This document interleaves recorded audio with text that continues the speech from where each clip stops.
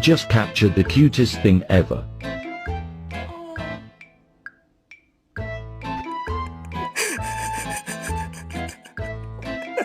My dog ate a wild mushroom, and we just spent $140 for the vet to tell us she's high.